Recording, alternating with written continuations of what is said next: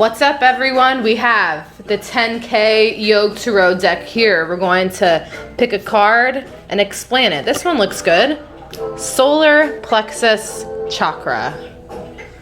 So the solar plexus chakra is everyone's source of willpower in the body, also sense of self, identity, emotional imbalance.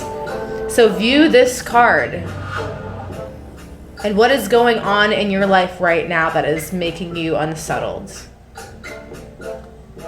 You can fix it by putting your hands on your solar plexus just above your navel and feeling yourself and breathe.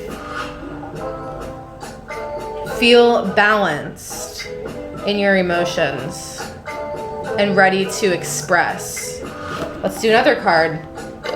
Ganesh. Anything that has been holding you back, or so you think, any obstacles, get through it. You're going to get through it. Be true to yourself, and you're going to see a clear path. Nurture, love, and always give. 10K Yuj Tarot, the source of strength.